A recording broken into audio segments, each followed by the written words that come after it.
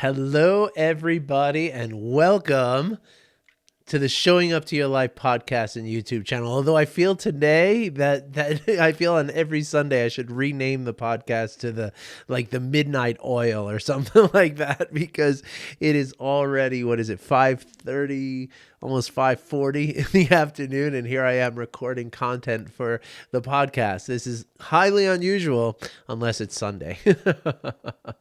So I hope that you'll forgive me. My energy level might be a little bit lower than what you're used to experiencing from me. And it's just the result of it being the end of the day. And of course, it is also the end of the week. I definitely have things organized, definitely stacked it against myself here. But, what do we do here, right? We accept. Right, we accept reality as reality's happening, and so we're gonna just stay present with the podcast, and we're gonna do the best we can, because that's all we can ever do in our lives. Right, is all we can ever do is do the best we can. Right, and speaking of that, so I have a couple of, as usual, we have a couple of segments here. But the first one I want to kind of talk about, a couple of personal kind of items here, and one thing I just kind of almost like just an FYI for you all, and for all of you who don't know what that acronym means, which is not obvious, believe me. I mean, there's a lot of people in Europe. I remember when like a couple of years ago, I had broken my collarbone. And so I did, and this was like one of the very first videos I ever recorded on social media. It was on Facebook. It was a Facebook Live. And if anyone wants to find me, it's just Art Burns on Facebook in Denver, Colorado. And you can go back and see this. It's got to be almost 3 years ago now. And and I did this video that I said, this is a PSA for everyone. And it was a public service announcement that, about the use of helmets, because I'm a very avid and accomplished bike rider. I rode a bike as a bike messenger in New York City for years. I mean, like, I know how to ride a bike, like, really, really well, exceptionally well. That's not bragging. It's just the reality of I've had a lot of practice. And that's how accidents happen. Accidents are accidents, right? And I was riding along, and I hit a piece of, on a really sharp turn that I was going very quickly. Again, not a problem normally, but I hit a piece of like wet pavement, and my bike just went out from under me, and I smashed right down on the ground, literally cracked my helmet in half. So anyways, it's just a long way of telling you that at the time I was working with someone who was helping me become a coach, and this person was in Portugal. And when he saw my video, he was like, "Hey, it was a great video, but what's a PSA?" I was like, "What? How do you not know what a PSA is?" So maybe FYI is not something that people in Europe know about. So please do not judge my American acronyms here, and understand that FYI is for your information. And what I want to tell you for your information is how important it is to talk about what we're feeling. All right. And again, I'm just kind of catching you all up here, right? Because, I share a lot here about my trauma, and I, as always, I thank you, and I really appreciate the fact that I'm able to share that here, because it's valuable. Even just to get to talk about it here is therapeutic, right? And as you know, there's been a lot going on for me in terms of the trauma recently, because of, it's the kind of thing where once you start looking, you start seeing all of it. And it's like, wow, like, I didn't realize how hard this was. And it's okay. It's okay that it's hard, right? And that's also part of mindfulness, is that I'm not looking for a certain, expected result out of this. I'm looking for just going through the process, right? And going through the process of healing from trauma is not something anybody can tell you what it's going to look like anyway, right? So it's really, again, another opportunity, just yet another opportunity for me to practice being present and practice just accepting what is arising in this present moment, right? And so, as you know, I've been going through this process. And during the process, one of the things that's really, really terrifying about this is that,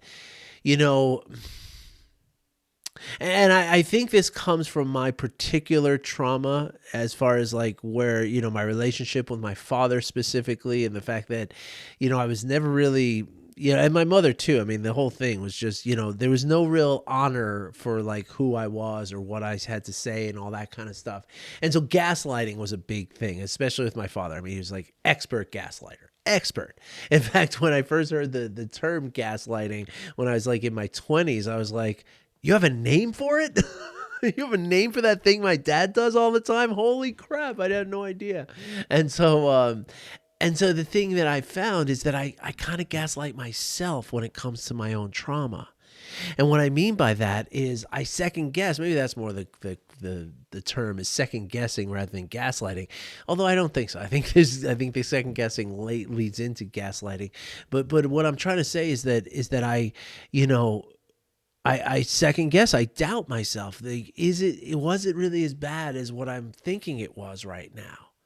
And that in and of itself is a mental process that comes from the trauma. So it's such an entangled and just tricky thing that you deal with, this trauma. It's like really, really heavy, right? Because the trauma is the operating system, right? So how do you fix the operating system with the operating system that is broken from the trauma? That's the key here. That's the dilemma. And so one of the things that I know is beneficial is to be able to talk about it, right? But that gaslighting part of me is like, okay, if really at this point in my life, I mean, I have, I don't really have access to, I don't have health insurance at this point. We have, health insurance for the kids and stuff, but I'm not working for someone else. So I'm not buying my own health insurance. My kids are covered. That's good. I live a healthy life. I'm not worried. But I don't have access to therapy, right? Which I would really like to have, and so I don't have a whole lot of outlets to talk about this, right? I don't have somebody who I hire once a week to go talk, So one of the only people I could talk to about it is my wife, and of course my wife and I are best friends, on top of being husband and wife, even maybe before being husband and wife, we're best friends, like that's a solid relationship we have, and we talk to each other about everything, but again, part of the trauma is that I've never been able to talk about this with anyone, right? Because that's the operating system, right? That is damaged by the trauma. It's such an entangled thing. It's really, really, wow, it's so deep. But anyway, so not having the reference of being able of having talked about it, right? It's like, okay, it's a very vulnerable feeling now to talk about it, right? And even though I know that it's beneficial to talk about it, there's this fear that I have that, okay, I'm going to open myself up, I'm going to be vulnerable, I'm going to just, really just open this really scary, painful thing from myself, and I'm going to pour it out on the table here, and then what happens? Right? My gripping, terrifying fear is that my wife will be like, that's it? Of course you would never say it like that, but that's the essence of I'm worried about, right? That I'm going to say all this that is like really, truly like, really difficult, and that it's going to turn out that it wasn't that bad. That was like my greatest fear. And so, I'm going to be honest with you, the last few days have been particularly difficult. I mean, there was even some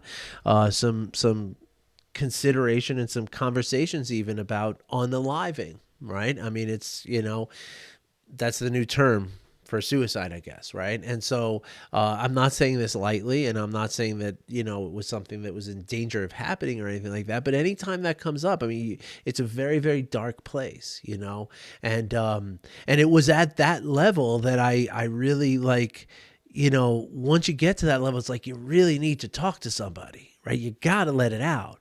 And so I took a chance last night, and for some reason it just, I don't know, it just kind of unfolded, and it wasn't like this thing like, okay, sit down, I need to tell you about this thing, right?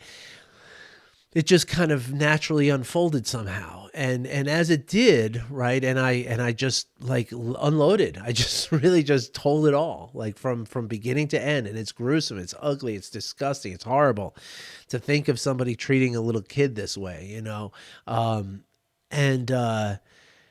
And I couldn't even get like a third of the story out before my wife was literally sobbing. Right. So here I was worried that like I was going to, I always thought that my wife had the harder experience as a child than I did, you know? And so I really thought that I was going to tell her this whole story and she was going to be like, okay, yeah, that's hard. But did you know what had happened to me? Right? Like that kind of thing. And that just would have like literally, I mean, I think that would have caused a psychic break in my brain. Like that would have really, like I would have maybe had to go check myself in to someplace for a few days to just, like deal with that. Right? Like seriously, I'm not making a joke. I'm being very, very serious about that. That was my worry. Right? But as it turns out, it was the complete opposite, right? I couldn't even get the words out fast enough before my wife was devastated to hear. And she's like, how did I never know this about you before? Right? And I was like, that's the thing. That's the trauma, right? That my specific trauma let me believe that I didn't need anybody to tell this to. But boy, oh boy, was I wrong about that.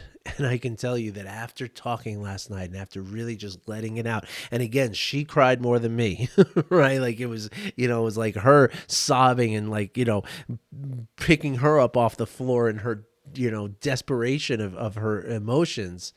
And I was just kind of I'm just telling the story. I mean, I did, I was there with the emotions too, of course, but when I tell you that having, like, letting it off my chest, like letting it out and speaking it, I cannot even describe the feeling that I had after that. It was like for the first time in my life, somebody listened to me, and just allowed me to tell my story. And again, it's really, I'm finding it impossible to put into words how beautiful that felt, how the sense of relief that I had, the sense of rejuvenation that I had.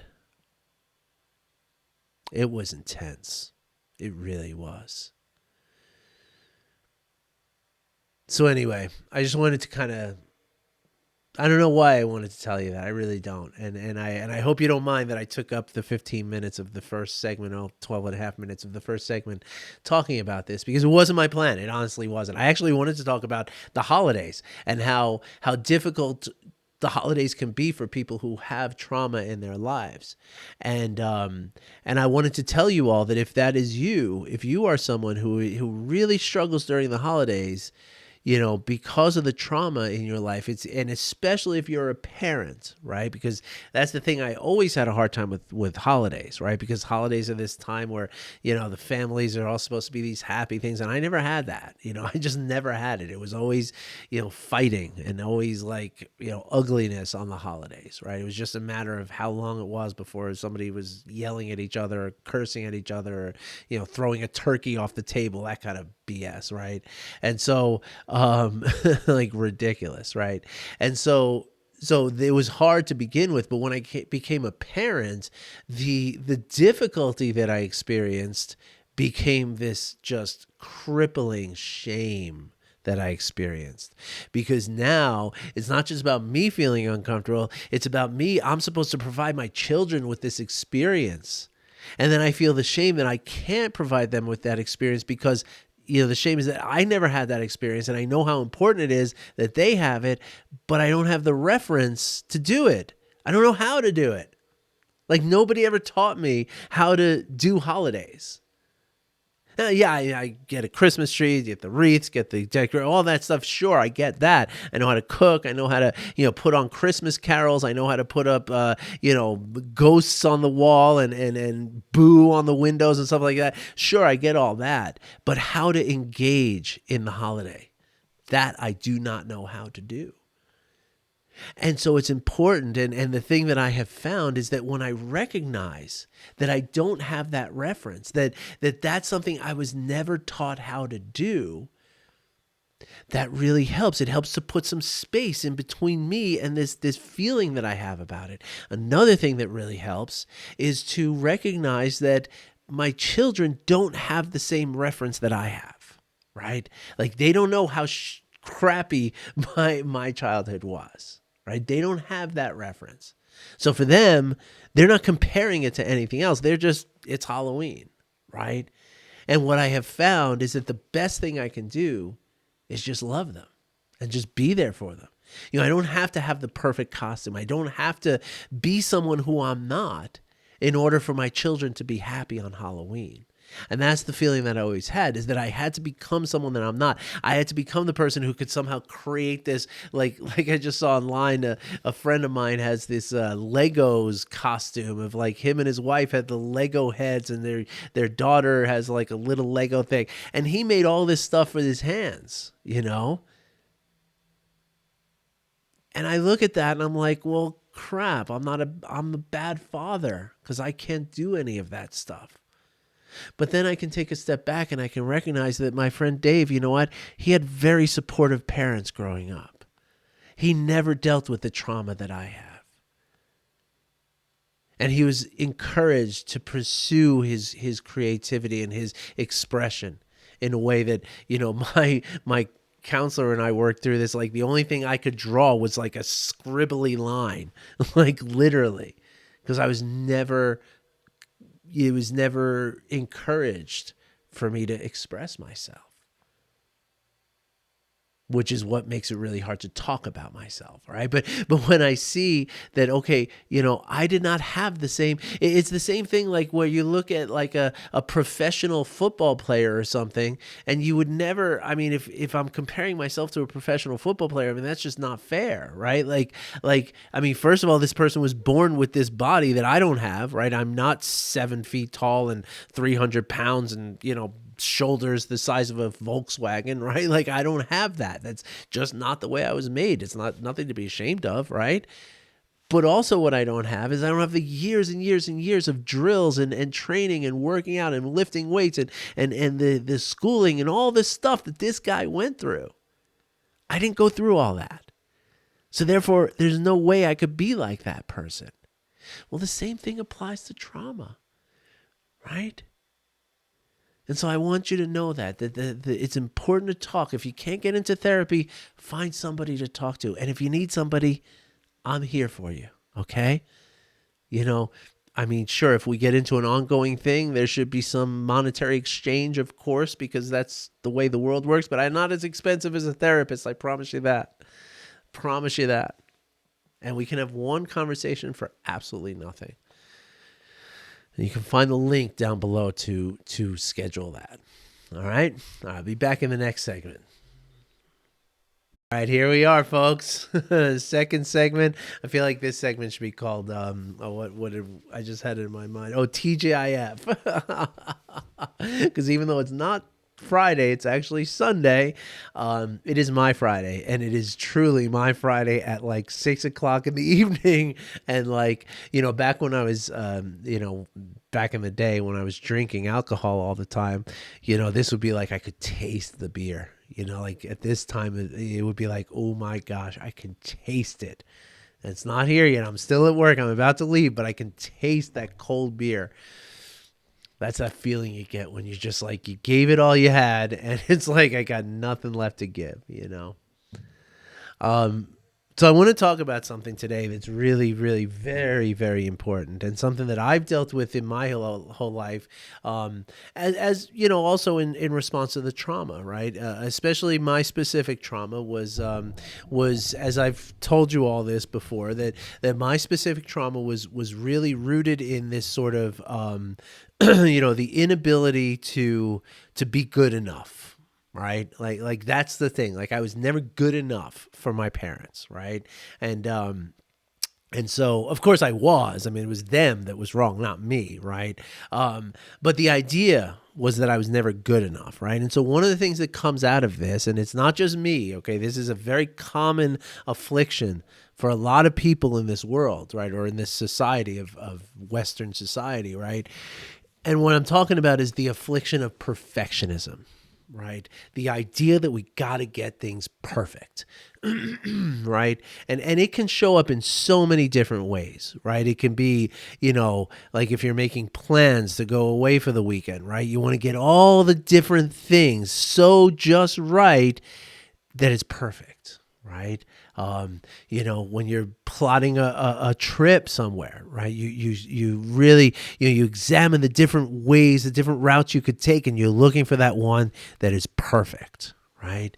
When you're going out for, going to play golf with your son on a Monday when you're off, and you get out there and the weather's not right, it feels like a failure because it's not perfect, right?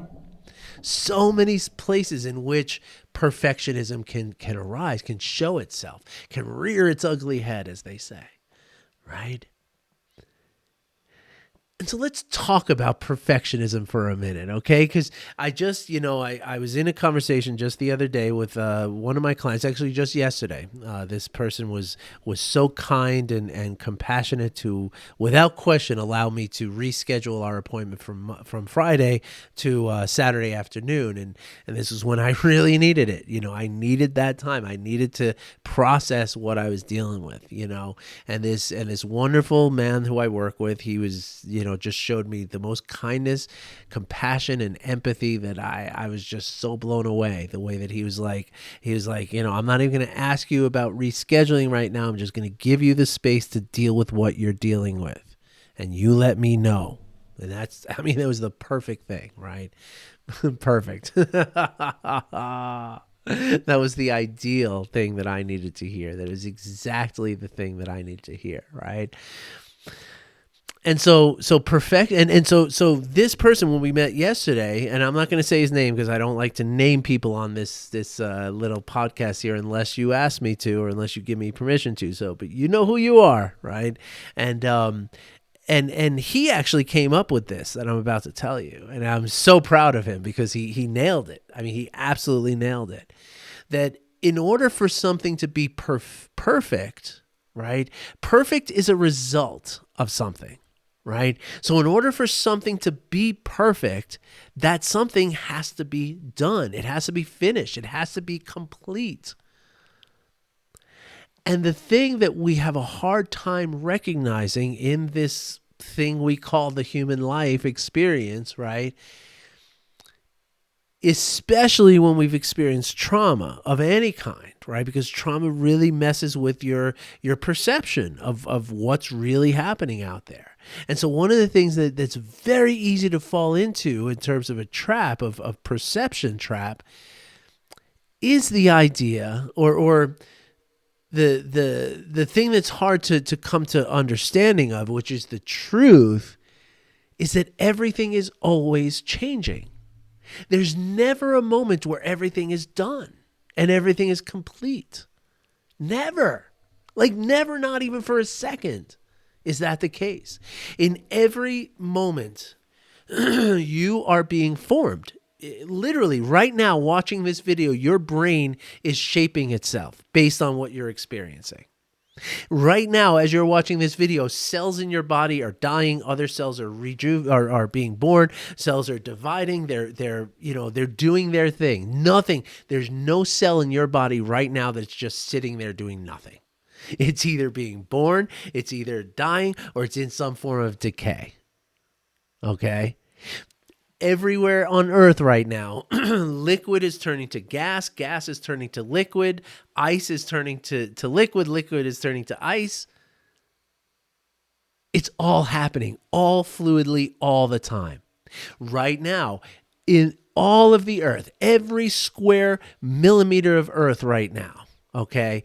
Every animal is exhaling carbon dioxide, which is breathed in by the plants, and the plants are exhaling oxygen, which is breathed in by the animals.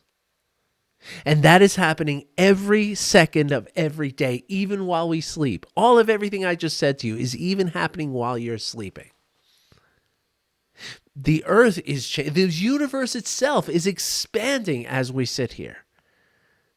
The sun is burning out as we sit here. Now, it's going to take billions of years for that process to be, for the sun to lose its life-sustaining energy. But it is in a state of change. Even a rock, even a crystal like this rose quartz that I keep on my desk because it's a symbol of love and compassion, and I look at it all day, but even this crystal that I'm holding in my hands, It's decaying in my hands. Now, it could take thousands of years for this crystal to become sand or whatever it becomes after this, but it's not going to stay a crystal forever. Everything is impermanent. Everything. Every thought, every emotion, every cell, every body, everything. The earth itself, right? And everything around the earth is in motion. Right now, as you're watching this video, we're sitting on this rock that is alive, that is also hurtling through space at over 60,000 miles an hour. Right now, that's what's happening. So don't for a second believe that anything is ever finished. Don't believe for a second that anything is ever even still. It just doesn't happen. It doesn't exist. There is no void there's no vacuum at which everything is just set. It doesn't exist. And so therefore, perfectionism or perfection itself is impossible. And likewise, failure is impossible. Because failure, just as much as perfection, these are outcomes. These are results of something. But as I just described to you, there's no finish line. Life is just an emergent, moment by moment, unfolding experience. It doesn't have your body, your biological body had a birth, has a life, and will have a death. Yes, your soul doesn't, according to a lot of mystical beliefs. It's eternal. Where did it come from? And where's it going to go? Right? So this hair here, it's going to eventually be gone, right? And it's going to go from this beautiful black that it used to be. Now it's gray, and it's going to go to white, right? It is constantly changing. That is the important thing to understand. And in that state of constant change, right? Again, it's not like it's changing up to the point where it is changed. It never stops. It never stops. There's a beautiful little passage that I posted on Facebook the other day from Thich Nhat Hanh, where he was saying that he was talking about like the leaf that's falling off of a, in the fall, right? There's a picture of like a leaf turning orange and red and stuff and yellow, and the text said that dear leaf, aren't you afraid that you're going to die and fall off the tree just like all the other leaves are doing, right? And the leaf answered, no, I'm not afraid, because I've lived my whole life and I've helped this tree, that I'm really part of the tree. I'm not just a leaf, I'm part of a tree. And I've been nurturing the tree for my whole existence. And soon, yes, I will fall off this tree and I will drop to the ground. And then I will nourish the tree even further as fertilizer in the ground. Isn't that beautiful? And so the idea is that there's no end. None. Okay? This earth has been, from what we understand, it's been here for 6 billion years. 6.5 billion years. Human beings have been doing what we've been doing in the modern form for 200,000 years. Can you pause for a moment and just think of the scale of 200,000 years? They say that if you took the whole 6.4 billion years of Earth's existence, right, and you put that, you overlaid that time onto a calendar of 1 year, right, that the entirety of humanity, right, would be 1 second before midnight on December 31st. That's how little this has all been, right? And so we are just part of a process that is going and going and going. And this should be very liberating, because at any moment you have the opportunity to change, because nothing is unchanging. So you're just working with the flow of the change. You're evolving, you're changing, you're shifting, you're growing, you're healing. And so failure is just a spot. It's just a point in the process, just as perfection is a point in the process. And it doesn't matter. Neither of them matter. What matters is just keep showing up moment by moment.